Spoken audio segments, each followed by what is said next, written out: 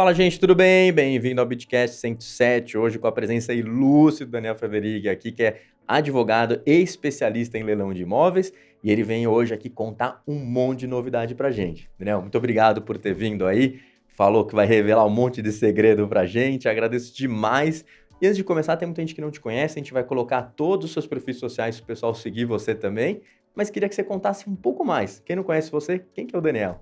Opa, em primeiro lugar, eu queria agradecer, né, estar aqui hoje com vocês, né, fui convidado para fazer esse podcast, me sinto lisonjeado de estar aqui hoje, Obrigado. de estar fazendo esse podcast e passar um pouquinho de conhecimento para vocês, que é o legal. meu objetivo, eu falo que é o meu objetivo de vida, é ajudar as pessoas. A gente vem nessa terra para ajudar as pessoas, então eu estou aqui para ajudar. Então eu estou aqui para passar o conhecimento, pegar na mão das pessoas e levar rumo ao sucesso em leilões de imóveis. Esse é o meu objetivo de vida. E eu vou mudar o Brasil justamente nessa área de leilões, ajudando as pessoas, muitas vezes, a investir, a conseguir comprar a casa própria, enfim. Que legal, muito bacana. Mas conta um pouquinho, e você tem um histórico, você é formado e você começou a trabalhar com leilão desde o começo, não? Como que foi? Pois é. Como que você chegou nesse mundo do leilão, né? Pois é, tem 15 anos que eu estou nessa área. Primeiro eu fiz o curso de Direito, né? Eu formei em Direito e falei assim, agora eu gosto muito da área de licitações, né? E leilão é uma modalidade de licitação. Né? Então eu comecei a dar aula da Lei 8666, da 10520, comecei a estudar profundamente leilões. Eu estudei 3 anos para a magistratura federal também, que isso me deu uma bagagem enorme. E eu falei assim, gente, mas que legal esse negócio de leilões. Eu comecei a olhar leilões de carro, leilões de imóveis. E eu me interessei demais por leilões de imóveis. Que legal. E eu falei assim, gente, como é que esse negócio, como é que esse imóvel está sendo vendido aqui por 70% mais barato? Sim. 50, 70, 80, como assim? Será que isso é verdade? Ou isso é um conto do vigário? Sim. Então eu comecei a aprofundar nessa estrutura onde ninguém falava naquela época de leilões. Ninguém. Falava nada. A única coisa que você escutava de leilão é o seguinte, leilão é ruim. Que leilão? Nossa, esse negócio é ruim demais. Olha só. Não, leilão, esse negócio não dá certo. Leilão, o meu dinheiro vai ficar preso lá. Não, leilão não vou comprar. Então, ou seja, era isso. Era a visão que a pessoa tinha de leilões. Perfeito, olha só. E isso vem mudando. Eu fico muito feliz que gradativamente, hoje tem várias pessoas que falam sobre leilões, vários especialistas. Sim. Isso me deixa muito feliz para mostrar para as pessoas que não é dessa forma que acontece. Bacana. Que leilão é uma forma de investimento, uma forma de multiplicar o seu patrimônio enorme. Bacana, legal. E uma dúvida que a gente tem, muita gente mandou mensagem, pergunta, até selecionei algumas ali para o final, para a gente criar um roteiro um pouco mais interessante para as pessoas terem uma sequência lógica, né? Mas talvez a primeira pergunta que tem, que eu acho muito legal, é quem pode participar de um leilão? Então as pessoas têm dúvidas, será que eu posso participar? É só pessoa, é só empresa? Como que funciona? Conta um pouco para a gente. Então, qualquer pessoa que tenha capacidade civil, ou seja, maior de 18 anos, pode participar de leilões de imóveis. Legal. Desde que não esteja impedida para tal. Né? Empresa também pode participar de leilão. Inclusive, você pode montar até uma SPE para poder participar em leilão. Uma sociedade de propósito específico para participar de leilão. Perfeito. Tranquilamente. Você pode comprar um imóvel de leilão com mais pessoas. A pessoa pergunta assim, eu posso comprar um imóvel com mais? Eu tenho um amigo meu que quer comprar um imóvel de leilão. Pode comprar você e seu amigo, 50% para um, 50% para outro. Eu vou montar uma empresa com X sócios para poder comprar o imóvel de leilão. Pode tranquilamente, sem problema nenhum. Que legal, não sabia disso. Essa é uma modalidade bem interessante que eu acho que é pouco explorada, né? Ou seja, aquisição de leilão com amigos, digamos assim, ou seja, com parceiros de negócio. Isso é muito legal. Imagina, eu quero comprar um imóvel leilão. Eu tenho X valor, um imóvel é 200 mil, eu tenho 100, você tem 100, vamos entrar ali? É 50% para um, 50% para outro. E na hora que sair a carta de arrematação, a carta de arrematação vai sair 50 para um, 50 para o outro. Também sai dessa maneira. Dessa maneira. Então, ou seja, você vai registrar o imóvel 50% para um, 50% para outro. Vocês serão condôminos ali daquele imóvel. Que legal, muito interessante isso. Eu realmente não sabia que existia essa possibilidade. Eu imaginei que a pessoa tivesse que abrir uma empresa, ter que fazer, né, uma empresa com 2 sócios para poder fazer isso, ou mais sócios, etc. Para fazer. Muito legal, hein? Não há necessidade. Se quiser montar uma empresa para isso, tranquilamente. Okay. Mas agora, não tem necessidade. Não tem necessidade. Você comunica isso com o leiloeiro, nós estamos comprando X, Y, valor meu, o valor X para mim, valor Y para ele, e a gente vai participar conjuntamente. Isso é muito bacana. Inclusive, acho que isso vai muito de acordo com uma outra pergunta que a gente tem aqui. Tem algumas pessoas que estão começando no leilão e questionaram pra gente, vale a pena leilão de imóvel? E é muito focado em imóvel, assim, porque o imóvel, normalmente, a pessoa às vezes está querendo comprar a própria casa, ou quer ganhar uma grana, porque às vezes comprar um liquidificador, um carro, às vezes o cara não vai ganhar uma grana. O imóvel não, você tem valores mais expressivos ali, né? E aí, nesse caso, é mais interessante ainda, porque você pode juntar um amigo ali, ou dois, ou três, ou até família, né? Se bem que família é mais complicado, mas você pode juntar mais pessoas para comprar um imóvel e vender. Vale a pena? Realmente tem esses descontos que a gente ouve falar? Olha, primeiramente eu vou responder a primeira pergunta sua, Sim. que ela estava incluída ali Sim. na sua mensagem. Uhum. O seguinte, quando você junta mais pessoas, você tem um poder econômico maior. Perfeito. As melhores oportunidades em leilões de imóveis estão nos valores maiores, porque você diminui a concorrência. Perfeito. Então, se você junta lá 3, 4, 5, 6 pessoas e compra um imóvel, você vai poder comprar um imóvel com valor mais alto e vai diminuir a concorrência. Perfeito. Então, é interessantíssimo usar essa técnica aí para alavancar. Agora, comprar imóvel em leilão, eu sempre falo, não é bom, é maravilhoso. Porque você tem oportunidades ali que destoam demais do mercado tradicional. Eu, por exemplo, Daniel, você vai comprar um imóvel no mercado tradicional por valor X ou pela metade do preço? Eu vou querer comprar pela metade do preço. É lógico, é óbvio isso. Então, assim, fazendo uma correlação entre o mercado tradicional, eu sempre penso em investir no mercado de leilões. Que bacana. Porque é muito melhor. Não tem nem comparação. Como você vai... E é 50% mesmo. E é 50%, presta atenção que eu vou te falar agora. É do valor de avaliação, não é valor de mercado. Isso difere. Isso é importante. Valor de mercado é uma coisa, valor de avaliação é outra. Mas você vai me perguntar assim, mas peraí, como assim? Vou dar um exemplo. Valor de avaliação, em um processo judicial, por exemplo. Foi feita a avaliação desse imóvel há 10 anos atrás. Feito a avaliação, o oficial de justiça foi lá, que o oficial de justiça ele é avaliador, ele foi lá e fez a avaliação. Avaliou, por exemplo, 200 mil. Perfeito. Esse imóvel lá naquela época. As partes ficaram inertes, então o valor é aquele ali, está avaliado. Ele foi para leilão, isso lá em 2014. Nós estamos em 2024. De 2014 para 2024, vai fazer uma atualização monetária. Não vai pelo valor de mercado. Entendi. Então, muitas das vezes, por isso que há essa discrepância entre o valor que está no mercado e o valor de avaliação. Entendi. Por quê? Porque não é o valor de mercado que o juiz vai avaliar de novo. Sim. Ele não avalia de novo, ele só vai atualizar monetariamente, que muitas das vezes nem atualiza monetariamente. Sim. E manda esse imóvel para leilão. Lembrando que o juiz ele é provocado, por exemplo, em caso de leilão judicial.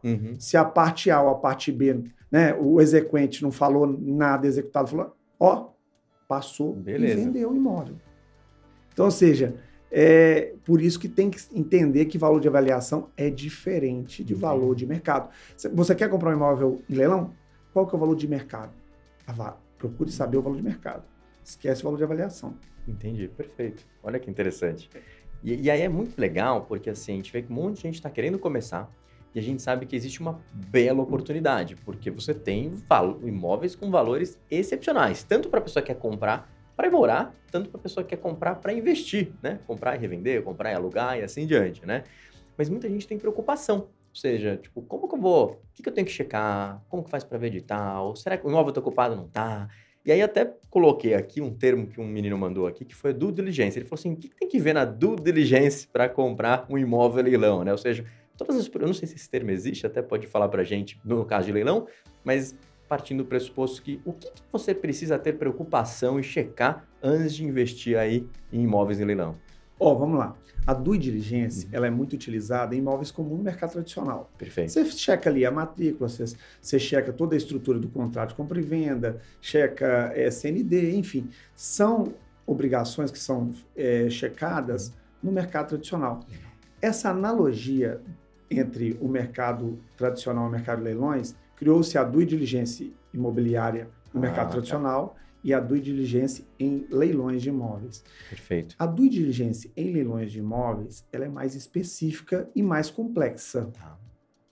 Lembrando que você comprar um imóvel em leilão, a aquisição ela é originária. Mas o que é originária? É como se o imóvel nunca tivesse existido. Então, te dá muito mais segurança jurídica do que no mercado tradicional. Que, inclusive, no mercado tradicional recentemente foi decidido, o STJ decidiu que as dívidas tributárias inclusas na dívida ativa, se a pessoa compra o imóvel, presume-se a má-fé da pessoa que comprou. Ou seja, aquilo lá não está nem na matrícula do imóvel. Imagina, você comprar um imóvel que não está nem na matrícula, a insegurança jurídica. Então, você vai comprar um imóvel de uma pessoa jurídica, você tem que pedir, me dá uma certidão negativa aí de débitos da Receita Federal. Perfeito. Porque senão há uma presunção de fraude. Então, ou seja, em leilão já não acontece, porque a aquisição é originária. Então, você está comprando um imóvel do Estado juiz. Ou então de uma instituição bancária que advém aquele imóvel de uma lei, que é a Lei 9.514/97.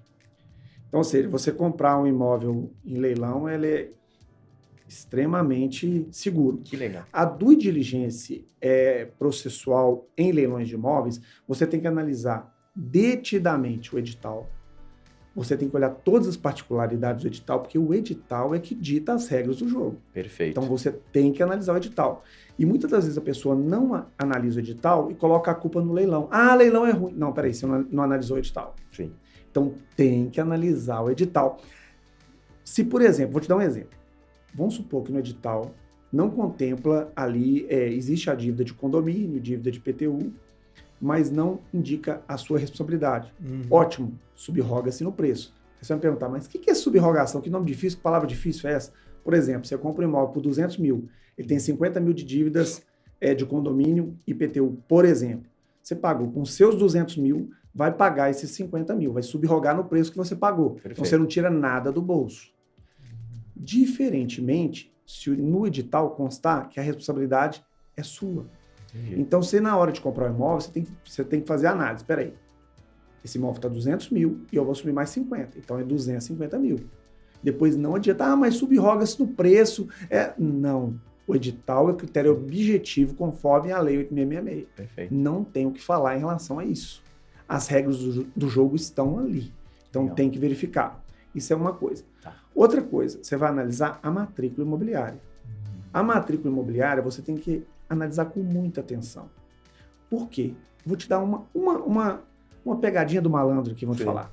Imagina você comprar um imóvel no leilão. Você está comprando um galpão no leilão. Beleza?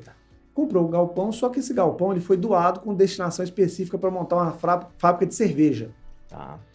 Só que você está querendo montar uma fábrica de picolé.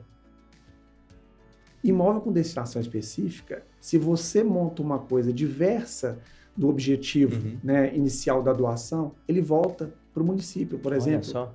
E aí? Você comprou um imóvel com destinação específica, você tem que olhar detidamente, porque senão você vai perder o imóvel. Você compra o imóvel, monta lá uma fábrica de picolé, ali a destinação é para a fábrica de cerveja, perdeu o imóvel. E aí? Você vai comprar isso tá escrito, gente, lá na matrícula do imóvel. Olha imóvel só. Foi doado com destinação específica. Outra coisa, você vai comprar o imóvel que está com usufruto. Espera aí, o imóvel está com usufruto. E aí? Você vai ter a propriedade, mas não vai ter a posse. A posse não vai estar com você. Olha só. Porque tem ali um usufruto. Então, isso é complicadíssimo. Né? Então, ou seja, tem coisas que tem que ser verificado. Tem outras coisas, por exemplo, você vai comprar um imóvel que tem uso capião, ali, um processo de uso capião na matrícula, que também é aquisição originária, você tem que analisar. Isso está na matrícula. Sim. Então, ou seja, tem vários quesitos que tem que ser analisado. Por isso que necessita demais de um profissional especializado, se você não tem o conhecimento, de um profissional que analise isso para você. Para te ajudar. Né? Outra coisa, você analisou matrícula, analisou o edital, a matrícula, agora vamos analisar o quê? O processo. É o mais importante, você tem que analisar todo o processo. Ah, mas o que analisa no processo? Por exemplo, intimações. A pessoa é casada, comunhão parcial de bens. Intimou a esposa? Isso é uma nulidade. Sim. E a nulidade de ordem absoluta. Ela pode ser alegada a qualquer tempo, matéria de ordem pública. Olha e aí? só. Aí a pessoa ela vai entrar com uma ação anulatória justamente para anular aquele leilão. Compensa. Então, ou seja, você tem que olhar dentro do processo e verificar. Dentro do processo tem um embarque de terceiros, porque a pessoa vendeu aquele imóvel para outra pessoa. E aí? Ele vendeu o imóvel para outra pessoa. Tem um terceiro ali que comprou esse imóvel com data anterior. E aí? Você vai ficar naquele leilão? Então, ou seja, são coisas que você tem que analisar, isso é dentro do processo. Exemplo, outra coisa, princípio da continuidade. Foi contemplado o princípio da continuidade? Mas o que é o princípio da continuidade, meu Deus do céu? Esse negócio difícil. Por exemplo, quem está sendo executado é o Pedro, mas o imóvel está no nome da Maria. Olha só. Mas aí o juiz vai mandar registrar esse imóvel. Mas peraí, quem é Dona Maria? Tem que existir uma continuidade registral. Isso está lá na Lei 6.015 de Registro Público. Tem que ter uma continuidade registral. Então, ou seja, onde que você vai ver isso, enxergar que cumpriu esse princípio da continuidade? Dentro do processo. Perfeito. Lá pode ter uma escritura pública de compra e venda. Está lá uma escritura, o juiz já notificou a receita, e no cartório tem essa escritura, ou um contrato de compra e venda. Então, ou seja, você tem que contemplar. Por quê? Porque como é que você vai registrar? O juiz vai passar em cima da lei de registro? Não vai passar. Aí vai estar averbada a sua arrematação lá e o imóvel não está no seu nome aí para você vender esse imóvel depois. Dá um trabalho, né? E aí? Então, ou seja, é análise. Sim. É só análise. Mas leilão é difícil? Não, não é difícil. Está ali escrito, é só analisar. Perfeito. Você quer ganhar dinheiro? Você vai ter que ter um nível ali de conhecimento. Você tem que ter conhecimento. Se você não tiver conhecimento, não tem como você ganhar dinheiro. Perfeito. Né? Então, você tendo conhecimento, o dinheiro vai vir justamente como recompensa daquilo ali que você fez. Sim, não, e uma coisa muito importante que você falou, você estava falando ali, tipo, pô, a gente já sabe, às vezes, que o edital é importante ler, muita gente não lê direito ou não entende algumas coisas, é importante, mas você começou a falar algumas coisas que eu não tinha nem pensado. Por exemplo, tem que analisar o processo, né? Porque se alguma coisa estiver errada no processo, vai dar uma nulidade, e por mais que você talvez não perca dinheiro, mas você perdeu tempo ali na brincadeira, e um tempo que você poderia estar investindo em outra coisa, ou até em outro leilão, né? E esse é um ponto muito importante, ou seja, hoje ter esse conhecimento é fundamental para você se dar bem nos leilões. E como que a gente consegue esse conhecimento? Hoje você tem algum curso que você oferece para o pessoal? Como que funciona? Eu sei que você tem um canal aí no Instagram bem forte, né? Pois é. Na verdade, eu estou fazendo... Eu já vi todos os cursos que existem no mercado. Na verdade, eu vou fazer uma mentoria. E é uma mentoria que eu quero pegar na mão dessa pessoa com muito carinho e levar ela rumo ao sucesso em leilões. Bacana. Eu não quero fazer uma coisa mais ou menos, porque vendeu mais um curso, ele é vendedor de... Não sou. Eu sou advogado, eu não sou vendedor de curso. Sim. Sou advogado especialista em leilões de imóveis. Só que eu vi a dificuldade das pessoas, então eu quero pegar na mão dessas pessoas e dar o passo a passo para ela, com muito carinho, mentorar ela para ter realmente sucesso em leilões de imóveis. Entendi. É o meu objetivo, ajudar as pessoas. Tá, putz, que legal, muito bacana. Então, e você vai divulgar o curso ou a mentoria no seu canal no Instagram, né? Isso. Eu vou divulgar. Provavelmente essa mentoria ela vai ficar pronta a partir de julho ou agosto. Ok, segundo semestre, né? Isso, segundo semestre. Legal. Então, gente, a gente vai colocar aqui na descrição do vídeo todos os contatos do Daniel. Então, não esqueça de seguir ele para ficar para aí dos cursos, né? Muito bom. Daniel, agora passando um pouco aqui para frente, a gente teve muita pergunta também das pessoas que estão querendo entrar, mas não sabe como começar. E gente que já está comprando e está na dúvida, porque não sabe se deve continuar comprando como pessoa física ou como pessoa jurídica. A gente sabe que tem algumas opções ali. Conta um pouco pra gente, quando que faz sentido ser uma pessoa jurídica, quando que não faz, como que funciona os leilões ali nesse caso? Entendi. Veja bem, vamos fazer um cenário macro aqui. Perfeito. Vamos fazer uma análise primeiro. Antes de falar isso, eu tenho que fazer uma análise. Sim. Se você comprar na pessoa física, pensando, eu comprei na pessoa física no meu CPF, eu comprei o imóvel, por exemplo, por 500 mil e vendi ele por R$1 milhão, eu tenho que pagar o ganho de capital, que é o lucro imobiliário, de 15%. Vamos colocar ali. 500 mil, 15%, vai dar ali R$75 mil, fazendo uma cálculo aqui rápido, R$75 mil. Perfeito. Correto? Se a pessoa pegar comprar esse mesmo imóvel em pessoa jurídica, ele vai comprar por 500, vender por R$1 milhão, ele vai colocar esse imóvel no nome de uma SPE, vai integralizar no capital, colocar esse imóvel como ativo circulante e vender como produto. Então, aí você vai pagar 5,93%. Vamos arredondar para 6%, que daria R$30 mil. Perfeito. Então, você economizaria nessa situação R$45 mil. Olha que legal. E vou te falar mais. Se você comprar um imóvel por 500 mil e vender ele por 4 milhões, exemplo. Olha aí. E aí, se você comprar na pessoa física, você vai pagar ali... Vamos falar um valor, né? Eu acho que o valor está muito alto. Vamos arredondar isso para 2 milhões? Tá. 1,5 milhão. 1,5 milhão ali, 15% em cima de 1,5 milhão. Vai dar quanto aí na calculadora? 165, 860, vai dar 210 mil, 220, uma coisa assim, pois né? Sendo que você pode pagar 6% em cima de 2 milhões, vai ser 120 mil. A metade, praticamente a metade. Olha só. Compensa muito mais. Depende do valor que você está comprando e o valor que você está vendendo. Entendi. Então você tem que fazer essa estrutura. Peraí, eu quero montar uma empresa só para comprar imóvel em leilão e vender. Ótimo. Beleza. Entendi. Você faz essa estrutura para poder vender o imóvel. Perfeito. E ganhar e diminuir a tributação. Ou seja, quanto maior o valor que você vai conseguir revender o imóvel, ou quanto maior a quantidade de imóveis, mais faz sentido ter uma empresa, uma pessoa jurídica para fazer isso, né? Isso. Que legal. É isso aí. Ah, não sabia. E aí, quando a gente entra em pessoa jurídica, a gente ouve muito falar em holding, né? Uhum. E eu queria entender contigo a diferença entre, putz, mas monta-se uma empresa normal, tem que montar uma holding. O que tem que montar quando a gente fala em empresa jurídica? Olha, veja bem, a holding, é bem legal essa estrutura de holding, né? Veio lá da lei de SA e hoje está utilizando, assim, no Brasil todo, tem se falado holding. Holding não é bom, não. Eu falo também que é maravilhoso. Eu falo que é investimento. Uhum. Eu falo que duas coisas do direito é investimento. Em relação à estrutura jurídica. Uso capião, por exemplo, é um investimento, você está ali pagando para um investimento. A holding também é um investimento. Perfeito. Você montar uma estrutura. Por quê? A holding você monta a empresa e você tem várias estruturas de benefícios dentro dessa empresa. Por exemplo, você monta uma holding, você já é lead inventário. Perfeito. Porque você pode criar estruturas de planejamento sucessório. Ah, tá. Ou seja, isso é legal também para famílias, né? Para família. Então, você cria uma holding, a tributação ela diminui, por exemplo, vamos supor que você monta uma holding e tem imóveis de aluguel. Tá. Você paga ali 27,5% de imposto de renda no seu aluguel, no seu CPF. Perfeito. Você vai pagar 11,33% na holding. Ou seja, você diminui aí 16%. Maravilhoso. Sim, com certeza. É um benefício. Sim. É um benefício fiscal ali para você. Outra coisa, você tem como proteger o seu patrimônio. Você é empresário. Você é empresário, você já pode criar toda a estrutura de integralizar o seu patrimônio, o seu CPF naquela holding e já fazer o planejamento sucessório para os seus filhos. Com cláusula de impenhorabilidade, incomunicabilidade, inalienabilidade, se for o caso.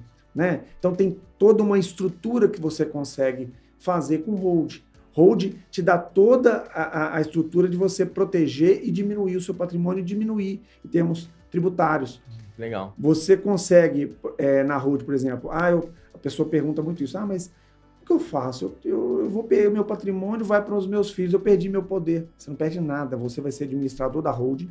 Você pode colocar cláusula de call option, cláusula de reversão. O que é cláusula de call option? Chama-se cláusula de chamada.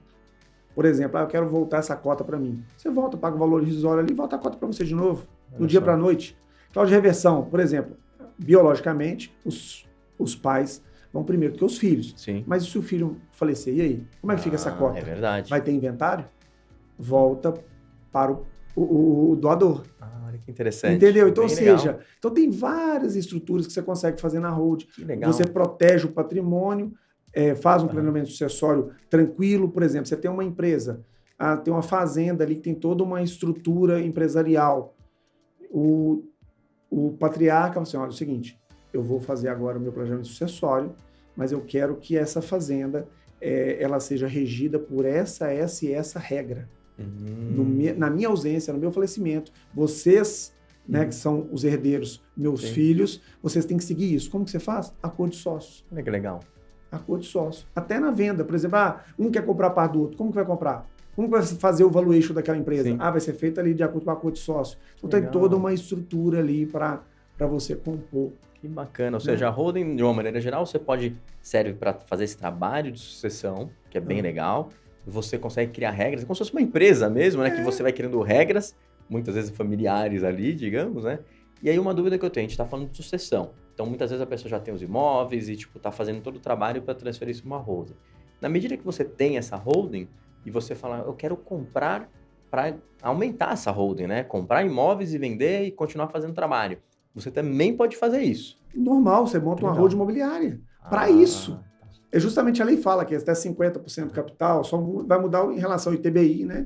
Que o ITBI, numa holding patrimonial, hoje, com a estrutura do STF, com o entendimento aí, fazendo uma analogia a um caso do STF, você paga, numa holding patrimonial, você vai pagar a diferença de ITBI entre o valor que está na Receita Federal e o valor que a prefeitura ela avalia. Por exemplo, vou dar um exemplo. Que está no IPTU ali, né? Não. Ou não? Não, na sua declaração de imposto de renda. Por exemplo, o imóvel está na sua declaração de imposto de renda R$300 mil.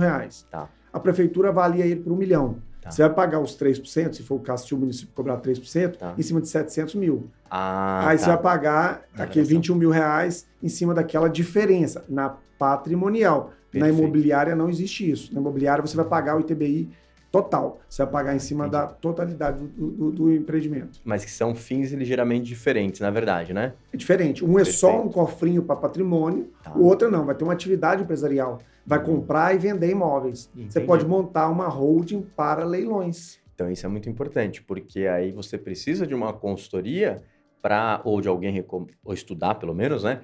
Para montar o negócio certo desde o começo, então. Desde o começo. Aí você monta toda uma estrutura. Eu quero mexer com leilões. Eu quero ter minha atividade principal será leilões. Sim. Então vamos olhar aqui como que você vai fazer. Tributariamente, o que é melhor, como que você vai fazer. Olha que legal. Entendeu? Tem como você montar uma estrutura completa. Que bacana, muito legal. E a gente ouve falar muito em holding, né? E é um negócio que às vezes fica meio obscuro, porque as pessoas olham e falam, mas o que é isso? Será que faz sentido? Será que não é perigoso? Será que eu vou gastar muito, né? Mas pelo que eu tô vendo, é algo que faz sentido mesmo, né? O holding é uma empresa. Sim. É uma empresa que a pessoa até pergunta assim, mas peraí, essa empresa vou ter que pagar contador todo mês? Como que funciona? Não. A holding patrimonial você vai pagar contador uma vez por ano. Só para mandar suas declarações normais ali, sem movimentação. Sim. Você vai pagar aí R$ 1.500 por ano. Perfeito.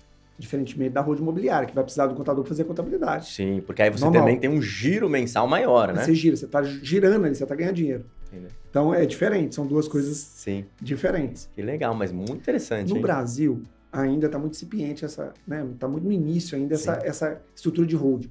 Já nos Estados Unidos, todo mundo tem holding. A pessoa vai prestar um serviço para você ali de jardinagem, é a pessoa jurídica dele prestando serviço para a sua pessoa jurídica. Entendi. Porque o TCMD lá é altíssimo. Ah, tá. É altíssimo, quase 50% do valor. Então, ou seja, porque isso é uma política de Estado, né? Os países mais desenvolvidos, eles pensam da seguinte forma. Pessoa jurídica não morre. Pessoa física morre. Perfeito. Para que eu vou deixar bens na pessoa física? Eu quero desenvolver meu país, eu quero colocar na pessoa jurídica para não morrer. Olha só. Entendeu? Então, ou seja, é uma política de Estado. Sim, e no Brasil, o ITCMD, por enquanto, ainda é até 8%. A maioria é 5%, 4%, enfim, mas até 8%. Sim. Já nesses países, não. É altíssimo justamente para mudar. Mudou a política. Ó, você vai deixar na pessoa física, você vai perder metade do seu patrimônio. Você quer isso? Então, põe na pessoa jurídica. Com certeza. Não deixa na física, não. Então, essa é a estrutura. E eu acho que é um raciocínio certo, né, justamente visando o desenvolvimento daquela nação. Não, tem uma lógica ali envolvida, né? Talvez você não concorde com a lógica, mas existe uma lógica no linha de raciocínio. Uma lógica, isso aí. Que legal, muito bacana. E isso é um ponto importante que você falou também aqui no Brasil, porque você falou, atualmente é até 8%. Então é muito importante pensar nisso, porque às vezes a gente pensa ali numa holding, fala, não vou fazer a holding, o ganho não é tão grande para mim. Mas espera aí, mas existe imposto, eu sempre falo pro pessoal, né? Imposto não abaixa nunca, né? Sempre aumenta, né? Então tem esse ponto que é muito importante. Você não sabe qual que é a alíquota que vai vir nos próximos anos. Você lembra que eu te falei no início, que eu te falei que holding é um investimento? Sim. A holding, ela é um investimento. Para você ter uma ideia, hoje, o inventário, você perde mais ou menos 30% do seu patrimônio. Olha Com a só. holding, você não tem isso. Voltando agora a falar em relação à mudança do ITCMD, já tem vários projetos e está para mudar. A reforma tributária, por exemplo, já prevê o aumento do ITCMD. Então, ou seja, isso a pessoa acha o seguinte, a pessoa tem que fazer a holding agora, estruturar a vida dela. Porque a pessoa, as pessoas pensam o seguinte, mas holding é só para quem tem muito patrimônio. Não, você tem uma casa, você faz holding. Olha só. Uma casa, você pode fazer a holding. Sim. Você não precisa de muito. Uma casa só você já pode fazer. Eu quero mexer com holding no leilão. Eu quero comprar um imóvel só no leilão. Faz uma holding. Dá para fazer já. Dá, sem problema nenhum. E você não perde nada do poder em relação ao seu patrimônio. Você tem total autonomia. Você pode comprar, você pode vender, você pode desfazer, pode fazer o que você quiser. Olha que interessante, né? E muitas vezes fazer a hold é algo que vai te dar dinheiro para você investir um pouco mais e uma casinha que você tem já vira duas daqui a pouco, né? Com certeza. Muito legal, muito importante. Aqui a gente recebeu até algumas perguntas de gente que está falando de holding e veio uma curiosa que eu achei, porque o pessoal misturou um pouco a pergunta, mas eu achei interessante, que é sobre holding, mas basicamente é sobre compra não só de imóveis, mas de terras. E é uma coisa que eu não tinha percebido, mas de fato, se você tem um leilão de uma terra, é praticamente tão vantajoso quanto o imóvel ali, né? Queria entender um pouco mais, tem diferença, não tem? Você realmente acha que é vantajoso? Olha, essa eu até vou falar aqui. Ah, Você quer ficar milionário comprando glebas de terra em leilões? Então escuta o que eu vou te falar agora. Veja bem, é a melhor coisa do mundo Olha você só. comprar gleba de terra. O que é gleba de terra? Vamos voltar lá, Sim. como que funciona a avaliação. Você lembra que eu te falei do oficial de justiça e avaliador? Sim. Muitas das vezes ele não vai naquele local. Ah, olha só. Ele usa o Google Earth para poder mapear ali, tem latitude e longitude, porque a fazenda é difícil, Sim. acesso, muito longe, não tem como ir naquele local. Então, muitas das vezes, até conversei com outro dia com um oficial da Justiça Federal, eles fazem isso. Eles vão no INCRA ver um metro quadrado.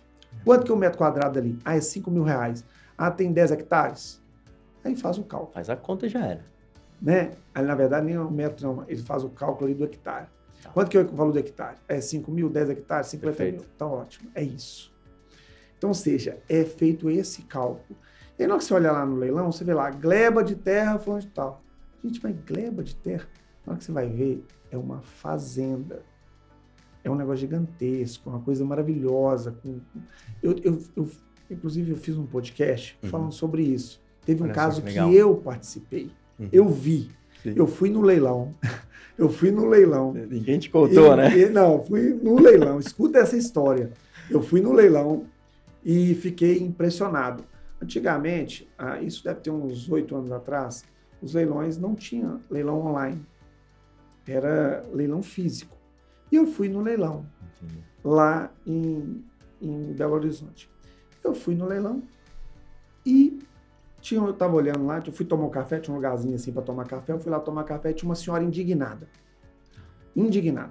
Não, porque é um absurdo um negócio desse, eu tenho que vir aqui no leilão comprar o meu imóvel. Ela me disse, o senhor é advogado? Eu estava de terno e tal. Sim, sim. Sou advogado, eu estava até acompanhando um cliente. Sou advogado. Pois é. É um absurdo um negócio desse. Tá vendo? Eu tô vindo aqui comprar um imóvel que é meu. Você já viu isso? Eu falei assim, já. Ela, não, mas como assim? É um absurdo, não sei o quê, não sei o quê, não sei o quê. E mostrou o imóvel para mim. Mas qual que é o imóvel da senhora? Esse aqui, ó. 42 mil reais. Tá, estava no primeiro leilão. Ninguém arrematou. Ela estava indo pro segundo leilão por 21 mil reais. Aí eu olhei o imóvel, ela foi me apresentar. Não, porque isso aqui foi do meu avô, que veio para minha mãe. Olha aqui, você tá vendo isso aqui? Mostrou um carrinho de boi lá, isso aqui é isso, aqui lá. Era uma fazenda gigante. Ela mostrou as fotos, uma casona maravilhosa, tipo aquelas casas de novela. Sim, sim. Era tipo um aras, uma lagoa linda, uma coisa maravilhosa. Ela me mostrou as fotos todas do local. Olha só. Um negócio gigante, gigante. Na hora que eu olhei para ela assim, eu falei assim, minha senhora, deixa eu te contar uma coisa. A senhora não conta isso para ninguém. A senhora tá falando para mim, né? Eu jamais, né? Enfim, vou participar do leilão desse, é o meu cliente, enfim. Sim. Não falo isso para ninguém, não. Porque não tem nem lógica. Esse valor que está sendo vendido, esse imóvel, a senhora compra e fica quietinha. Porque ou seja, era porque esse pessoal antigo era contrato de compra e venda, tudo de gaveta. Então vende a terra no contrato de compra e venda. Perfeito. E vai vender, vendeu para um, vendeu para o outro. Só que o spoiler, a pessoa que vendeu faleceu, teve briga, teve dívidas e foi executar o imóvel que está no nome daquele antigo vendedor. Ah, olha só. Então, ou seja, é contratinho de compra e venda. Sim. Não entrou com embarque terceiro, não entrou com nada, o imóvel foi para leilão. E ela foi comprou um imóvel que deve, na época lá valia uns 2 milhões de reais, ela pagou 21 mil reais, não teve nenhum lance. Olha só. Nenhum lance. Então, ou seja, isso acontece todo dia. O pessoal compra gleba de terra, fazendas gigantes, que você pode comprar por um preço ínfimo. Olha só. O pessoal não vai lá ver. Sim. E você tem como comprar aquele imóvel, fazer loteamento e vender. Teve um cliente do nosso escritório que comprou um imóvel, uma gleba de terra de 30 hectares, e inclusive muito perto da zona urbana, e fez um loteamento, aprovou já está tudo certinho, já está fazendo desmembramento de matrícula. Bacana. Vai vender, ou seja, esse cara aposentou, porque ele vai vender tudo financiado, por vários anos, a pessoa não pagou, retoma facilmente, está ali, gerando renda. No leilão, comprou baratinho o imóvel. Muito bacana. Isso é uma coisa que você falou, é uma curiosidade, porque outro dia eu até estava conversando com um amigo e ele falou, João, é impressionante a quantidade de leilões que tem principalmente com, assim, coisas que são mais no interior, mais escondida, ou com valores muito altos, que às vezes não tem sequer um lance. Ou seja, ninguém foi ver, ninguém se interessou. E é uma belíssima oportunidade, né? Vou te falar uma estratégia, então. Tô falando muito estratégia. Olha aí, ó, tá vindo aí, muito estratégia. bom. A melhor coisa do mundo é você comprar um leilão de um imóvel que está sendo leiloado em outro estado. Por exemplo, você vai comprar, igual um cliente nosso lá comprou um imóvel lá em Aracaju. O leilão aconteceu aqui, mas o imóvel está em Aracaju. Quem está em Aracaju não vai entrar no leilão daqui para poder ver o que está acontecendo em Minas Gerais, vai entrar no leilão de lá. Perfeito. Entendeu? Então, ou seja, você não tem concorrência. Ele comprou um apartamento na beira da praia por R$80 mil. Olha só. Na beira da praia. Então, ou seja, assim, quer queira, quer não, eu acho que é essa estrutura que você tem que pensar em comprar imóvel em outro estado. Isso é interessante. Comprar aqui. É uma coisa que você está falando que é bem interessante, porque muitas vezes nós somos um pouco bairristas, né? No sentido de eu vou começar a investir em leilão, eu quero coisas que são próximas de mim, da minha casa, né? Pra gente poder ver. E, na verdade, às vezes faz sentido que seja o inverso. Você pode comprar imóvel em qualquer lugar do Brasil. Você pode comprar aqui um imóvel que está sendo leiloado, o imóvel lá do Amazonas. Perfeito. E aí? Você vai comprar e não vai ter concorrência. Sim. Então, a melhor coisa que tem é você comprar imóvel que está sendo leiloado em outro estado. Isso acontece toda hora.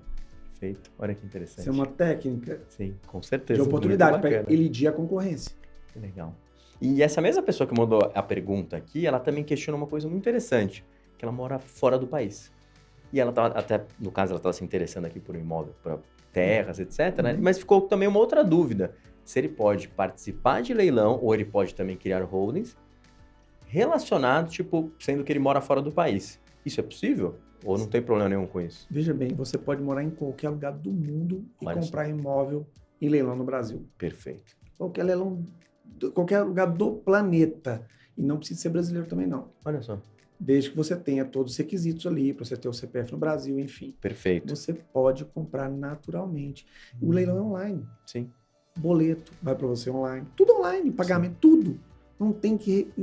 Não precisa se preocupar com nada. Até registrar, você registra online. Que bacana, né? Tudo online. Ou seja, não é um impedimento. A gente estava até falando aqui de comprar coisas próximas de casa. Você já falou, não, vai para outro estado, mas na verdade você não precisa estar nem no Brasil para poder comprar. Qualquer lugar do mundo. Você pode comprar imóvel em leilão. Inclusive, nós temos investidores na Bélgica, nos Estados Unidos, no mundo inteiro. No mundo inteiro. Pessoas brasileiros que moram em outros países investindo em leilões de imóveis aqui no Brasil. Ganha o dinheiro lá e investe aqui. Que legal, bem bacana. E pode montar hold também. Sim. Você pode montar hold normal. Sim. Né? Você tem um endereço fiscal aqui, tranquilo. Já era, tá resolvido, né? Muito bom. Daniel, aqui a gente recebeu várias perguntas também de usuários e eu vou passar para vocês porque às vezes são perguntas que não estão tão conectadas assim, mas eu achei muito interessantes. A primeira delas, que o pessoal pergunta o que é o incremento mínimo, né? E eu acho que é muito importante saber isso daqui no leilão, né? Essa palavra é difícil, né? Sim. Incremento mínimo. As pessoas perguntam, gente, o que é esse negócio aqui? Eu vi lá, incremento mínimo R$1.000. É o valor mínimo de um lance para o outro. Por exemplo, o lance ali é 50 mil. Qual tem que ser o próximo lance? 51. Ah, pode ser 50 e 500? Não pode, porque o incremento mínimo é R$1.000. É o mínimo entre um lance e outro. Perfeito. Ou seja, para você não poder ficar dando lances de 1 centavo acima, né? Aí você vai perguntar, mas eu não quero dar 51, eu quero dar 55. Pode? Pode. Tudo bem. Incremento é mínimo, não é máximo. Entendi. É mínimo. E quem define isso? É o próprio leilão? É a lei? O próprio Como edital. Funciona? O próprio edital lá, o próprio edital, muitas vezes, ele define ou o próprio leiloeiro. Entendi. O leiloeiro define lá qual vai ser o incremento mínimo disso aqui. X. Legal, muito bacana. Mais uma aqui interessante, ó, o pessoal mandou, ó, imóvel ocupado, é difícil de tirar a pessoa? Essa é a pergunta que a gente recebe todo santo dia, se é difícil tirar. Veja bem, primeira coisa, tem que entender o seguinte, a obrigação de tirar a pessoa de dentro do imóvel não é do arrematante. Para começar, é do Estado. Por isso que existe em leilão extrajudicial ali 9.514/97 que cabe liminar. E no leilão judicial você vai fazer esse pedido no bojo da execução. Perfeito. Pronto. Então, o trabalho de quem que é? É do Estado. Estado, você vai mandar o oficial de justiça lá e vai notificar essa pessoa para tirar do local. E ela geralmente ela sai. Porque não tem como ela ficar. Se ela não sair, vai ser força policial. Mas se você quiser agilizar isso, você pode até ir lá conversar com a pessoa. Olha, você vai sair, eu vou te pagar tantos meses de aluguel. Eu fiz isso. Sim. Eu comprei um imóvel, eu mesmo comprei um imóvel. E eu fui lá e Conversei com a pessoa, tal, aí ela falou, não, que ótimo, obrigado. Pode negociar, né? Negociar, eu acho que tudo é negociável, entendeu? Sim. Então você tem que fazer isso, tem que negociar. Mas em termos de dificuldade, não tem dificuldade. Entendi. Não precisa te preocupar com isso. Agora, o que coloca lá imóvel ocupado e desocupado? Porque para o banco, por exemplo, leilão social, desocupar o imóvel é muito trabalho, porque ele vai ter que entrar com uma ação de missão na posse, Sim. vai ter que movimentar o jurídico e tal, sabe? Por isso que no imóvel desocupado, eles até aumentam o preço. Ah, entendi. No leilão judicial, a maioria está ocupado. Isso não muda nada. Perfeito. Muitas vezes você compra um imóvel ocupado, que está alugado, você vai transferir o aluguel para o seu nome, inclusive. Olha só. É. E tem alguns casos que se você quiser achar vantajoso o aluguel, você pode manter, né? Ué, teve um cliente nosso que comprou um imóvel lá em Pedro Leopoldo. O imóvel está avaliado em 12, mas ele valia, na verdade, comercialmente 20. Tá. Ele pagou 6. Financiado, tinha um galpão alugado para Vale de 50 mil reais. Olha só. Ajudou a pagar na prestação. Pô, deixa lá, né? Deixa lá. Maravilhoso, só né? trocou o contrato. Muito bom, muito bom. Aqui também tem uma outra pergunta que até uma dúvida que eu realmente tenho, que é a diferença entre a carta e o auto de arrematação. Olha, são duas coisas totalmente diferentes. Tá. O auto de arrematação é quando você, por exemplo, você vai no leiloeiro, você compra o imóvel no leilão e você vai assinar o auto de arrematação. Você assina, o leiloeiro assina e o juiz eletronicamente, em tese, assina a partir do momento da homologação. Ok. Isso é o auto. A carta de arrematação é quando já é a estrutura final, é o documento que você vai ter em mãos para registrar este imóvel no cartório. É como se fosse a escritura pública de compra e venda. Perfeito. Em leilão extrajudicial, o auto de arrematação já tem até esse efeito. Lá a carta e auto se confunde ali, que aquele documento já serve para você poder registrar. Tem efeito de escritura pública. E no leilão judicial, a carta de arrematação ela tem esse efeito. Entendi. Todos os dois têm carta de arrematação. Legal. Que tem efeito de escritura pública de compra e venda. Olha só. Você leva no cartório e registro. Legal. O nome é parecido, mas são coisas diferentes. Tem leilões de bancos que coloca auto barra carta, eu vi isso, tá. auto barra carta, mas não é carta de arrematação. É porque leilão social tem as suas formalidades, são diferentes. Né? Agora, já no leilão judicial é só carta de arrematação. Só que tem juiz que expede auto de arrematação e manda registrar. Entendi. Há uma confusão nisso, que até o próprio juiz, a gente tem que mandar para a secretaria, não, expediu auto, é carta. Entendi. Aí o juiz fala assim, não, mas é registro mesmo, é assim, tá assim, é desse jeito. Manda registrar. Manda registrar. Entendeu? Tá quase assim, você entendeu, vai lá. Entendeu aí, registra o negócio. Tá bom. Isso de bens imóveis. Perfeito. Tem também pergunta aqui interessante, engraçada aqui, ó. Meu nome tá sujo, posso comprar em leilão? E aí?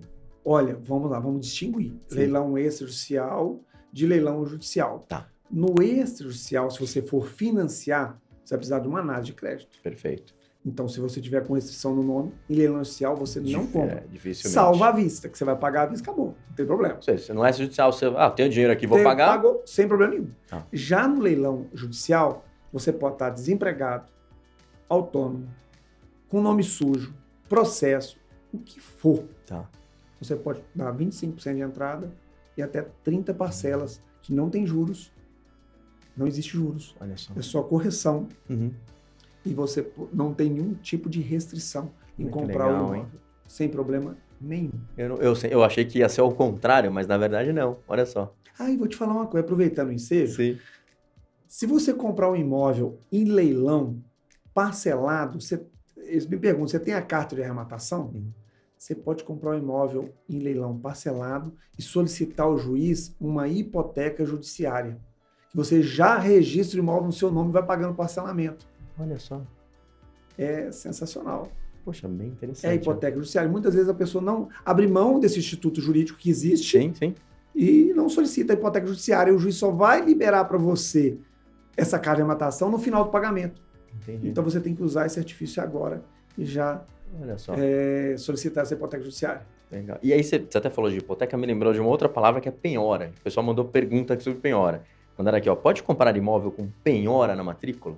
E aí? Olha, você pode comprar um imóvel na matrícula de penhora, até no mercado tradicional você consegue transferir o imóvel.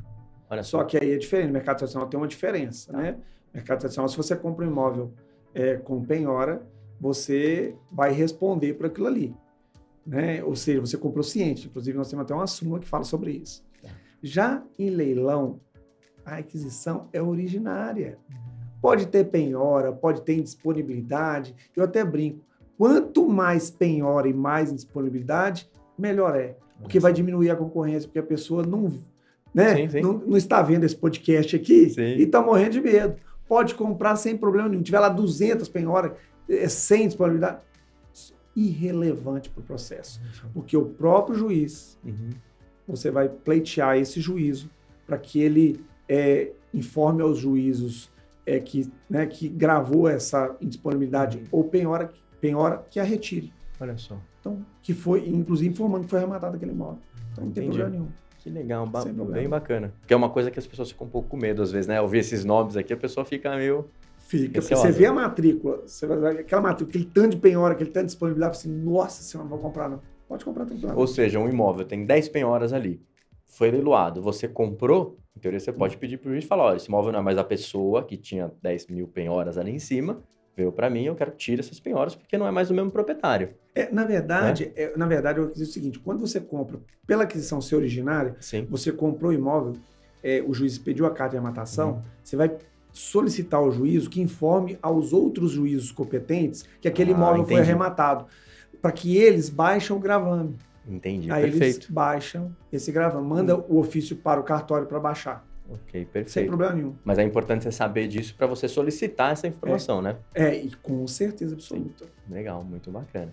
E Daniel, tô vendo aqui que a gente está recebendo muita pergunta também online. Pri, consegue passar para a gente algumas perguntas que eu não tô com a conexão aqui? Posso vender o imóvel que eu comprei em leilão parcelado? Olha só, não sei se o pessoal ouviu, então eu só vou repetir. Se você está com dúvida se pode vender o imóvel Eu comprei em leilão parcelado. que comprou em leilão parcelado. E aí? Olha, veja bem, quando a gente fala leilão parcelado, nós estamos falando de leilão judicial. Perfeito. Então não pode confundir, mas eu vou falar dos dois. Tá. Do leilão que você compra financiado e do leilão parcelado. É diferente. Vamos lá. Tá. Se você compra imóvel em leilão financiado e você quer transferir o financiamento para outra pessoa, o banco tem que ser interveniente. A gente chama de interveniente anuente. É um termo meio difícil, mas esse termo que está na lei. Interveniente anuente na relação jurídica. É isso. Então, o banco, ou seja, em outras palavras, o banco tem que aceitar a transferir o financiamento para a pessoa continuar pagando. Beleza? Bacana. Se o banco não aceitar, a pessoa pode pegar a quitação e vender o imóvel tranquilamente. A pessoa vai lá e paga o restante que falta, acabou. Olha só. Resolveu a estrutura.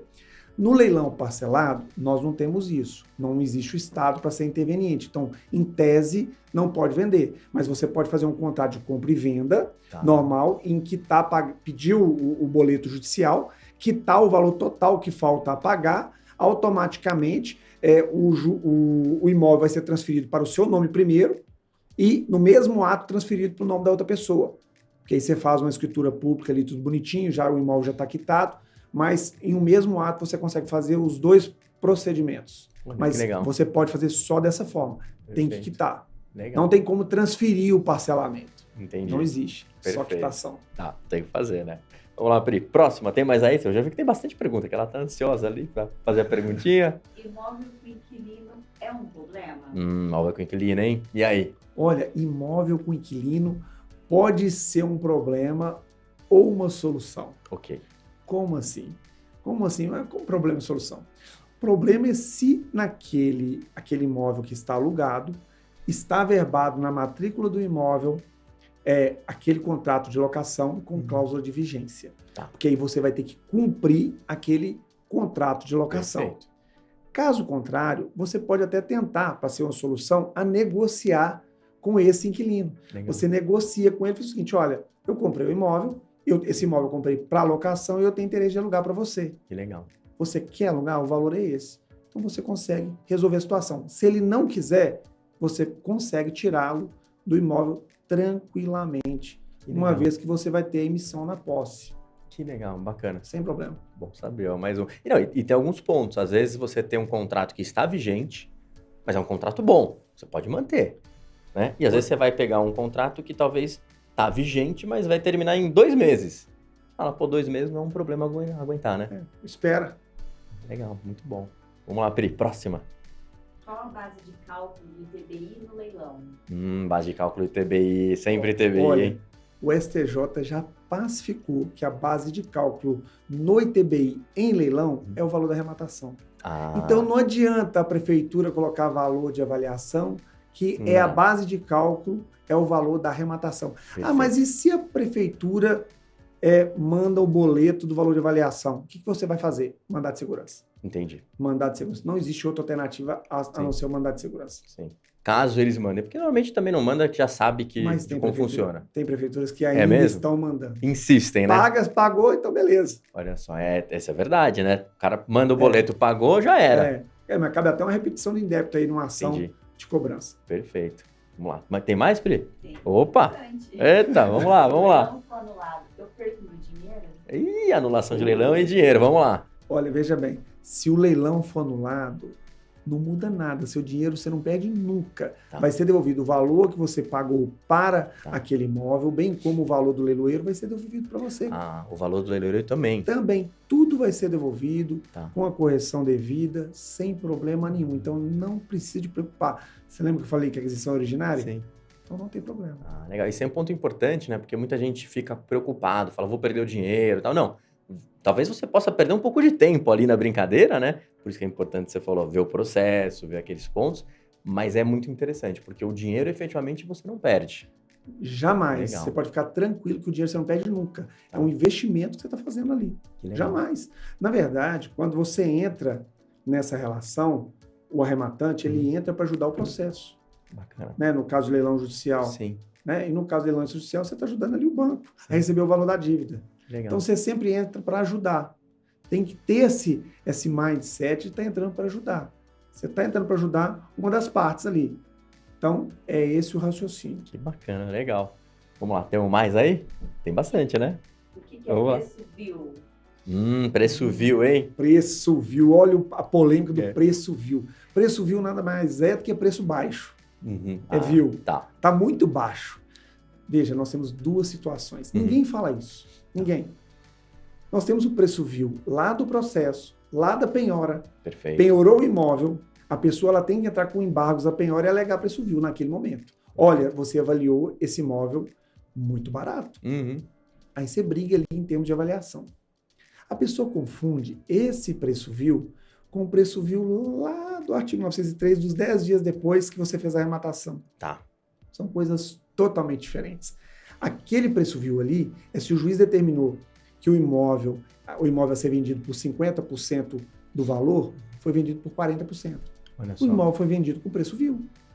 São situações diferentes. Entendi.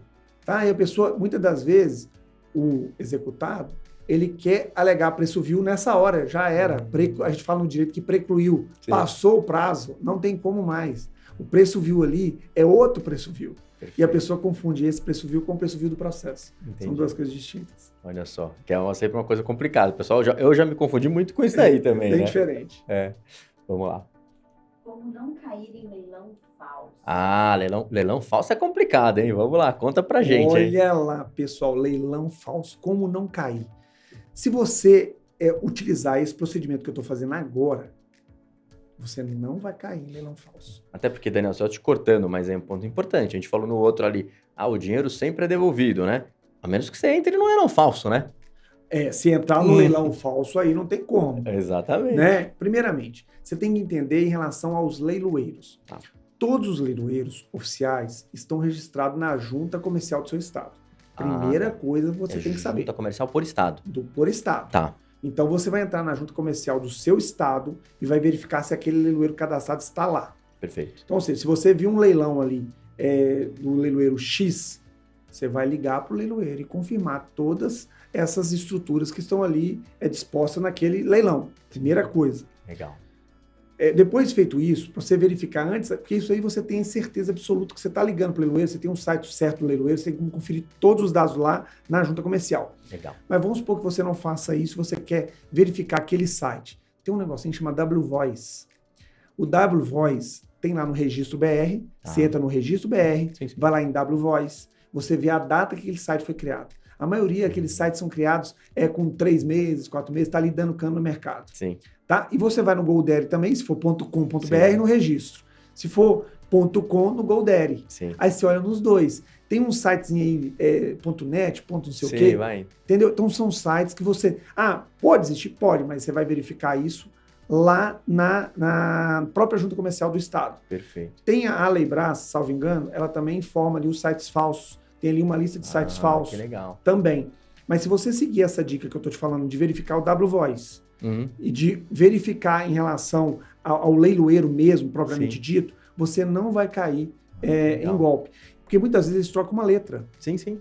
Tem lá em Minas, tem a MGL, eles colocam MGI, que o I e o L parece muito. Entendi, Aí a olha pessoa, só. entendeu? Eles mudam. Então, ou seja, você olha se o site é HTTP, se o site é certificado, Sim. se não é certificado. Então, são coisas que você tem que verificar. E no final que a gente tem que pensar, o cara que dá o golpe, no começo os golpes são meio toscos, mas depois vão evoluindo, vão ficando sofisticados. Então você tem que, às vezes, ter cuidado com uma série de coisas, né? Com certeza. E outra coisa, se você for depositar, por exemplo, um valor, se for leilão judicial, Tá. tem o número do processo no boleto. Olha só. Tem todo, e o depósito é judicial. Entendi. Se for bancário, tem lá a estrutura, tem a conta, tem a estrutura do banco, tudo certinho, nomeado ao banco, beneficiário, tudo certinho. Olha só. Então tem que avaliar isso. Sim. Tem que avaliar, porque senão... Tem que ficar esperto, Pode, cara. né? Leilão de imóveis é mais difícil ter leilão falso. Tem. Ó, isso é normal ocorrer em veículos.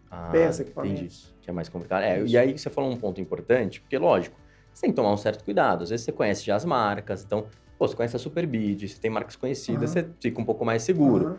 Mas tem muitas opções em outros sites que, se você entrar, você não sabe se aquele cara é ou não fidedigno, que é o que você estava falando. É mais uma coisa interessante é entrar na junta comercial, porque ele tem até o site. Na Você junta clica comercial. lá. Muitas das vezes tem um site lá. Se Que não tem, legal. você vai ter um endereço eletrônico ali.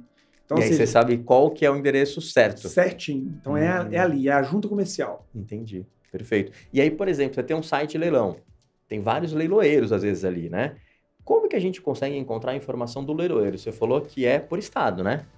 Porque, na verdade, a junta comercial, ela tem... Todo leiloeiro, ele é registrado na junta comercial daquele seu estado. Mas é público? Essa é a dúvida. É público, é público. público. A informação é pública, tá lá, você entra lá, tá certinho.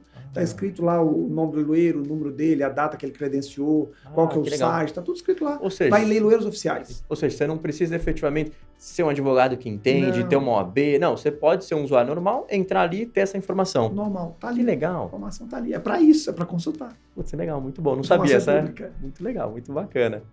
Vamos lá, tem mais, Pri? Olha, tem mais, não para, né? Uma estratégia para comprar imóvel de leilão muito barato. Ô, maravilha, hein? O pessoal quer Opa, comprar imóvel opa. barato. Nossa, o pessoal quer comprar mais barato, né? Pois é. O que acontece? Vamos Uma lá. estratégia maravilhosa pra você comprar imóvel em leilão barato é comprar nos interiores. As melhores oportunidades, sempre eu falo isso, estão nos interiores. A pessoa, sabe o que a pessoa fala? Fala o seguinte, não, no interior é difícil de vender. É difícil de vender? Compra um imóvel lá de 300 mil que vale 1 milhão para você ver se é difícil de Olha vender. aí. Você vai vender ele por 100% de lucro, a pessoa ainda vai te comprar para revender esse imóvel e Sim. ganhar em cima de você. Olha só. Então isso acontece demais. Teve um cliente nosso que comprou 3 lotes, até fiz um podcast sobre isso. Pagou 30 mil reais no interior, lá perto de Escarpas, em Piuí. 3 lotes, 30 mil cada lote. Vendeu cada lote por 105 mil, os 3 para uma construtora. Olha só. Ou legal. seja, vendeu rápido. Sim, sim. Vendeu rápido, comprou e vendeu rápido. As Muito bom. melhores oportunidades estão nos leilões dos interiores. Muito O pessoal bom. não olha leilão do interior. Sim. Eles não olham. Que legal. Eles, muito eles bacana. focam mais ali na capital, em região metropolitana, enfim, não, interior não olha. Que legal. E tem muita coisa bacana, nós já vimos Sim. tanta coisa bacana. E o pessoal mesmo do interior não olha leilão. Olha só. Não olha. Eles não Interessante, olham. né? Então as melhores oportunidades estão nos interiores. É uma dica que eu dou. Que bacana, muito bom, né? Vamos lá, estamos indo para o encerramento. Pri, tem mais pergunta aí? Vamos Mais uma. finalizar. Mais uma, acho que dá. Vamos lá. Posso comprar imóvel com dívida? Olha aí. Opa! Imóvel com dívida. Imóvel com dívida você pode comprar tranquilamente, desde que você analise o edital Tá. e vê de quem que é a responsabilidade dessa dívida. Tá. Porque o edital, você lembra que eu falei que o edital é justamente ele que dita as regras do jogo? Perfeito. Automaticamente ele vai ditar de quem que é aquela responsabilidade de pagar aquela dívida. Perfeito. Se não tiver nada falando de quem é a responsabilidade, aplica-se o artigo 130, parágrafo único do CTN em relação às dívidas próprio terreno, por exemplo, dívida de condomínio e IPTU, Uhum. né, que geralmente são as mais comuns, são as mais comuns. As outras dívidas, a obrigação a gente fala que é própria persona, ou seja, da própria pessoa, por exemplo, água, luz, Sim, sim. né? Enfim, então isso subroga-se no preço, ou Tá. seja, pagou 100 mil, tem lá 30 mil, vai tirar dos 100 mil que você pagou aqueles 30 mil para quitar Entendi. aquele valor. Então você não tem responsabilidade. Ah, legal. No final é importante analisar muito bem o edital, né? Tem que analisar o edital. Porque mesmo que você tenha responsabilidade em alguma situação, você tem que fazer a conta, porque às vezes tem dívida, mas ainda assim é muito vantajoso, é um preço bom, então está valendo, né? Tem que analisar. Entendi, muito legal, bacana. Daniel, queria te agradecer bastante, a gente, respondeu um monte de perguntas do pessoal, passamos tudo aqui. Também queria deixar um recado aí para vocês, eu acho que esse é um ponto muito importante. Quando o Daniel começar aí a mentoria, o curso, a gente vai estar colocando aqui a atualização do podcast no blog aí da Superbid e também no site da Superbid aí para vocês conseguirem ter essas informações.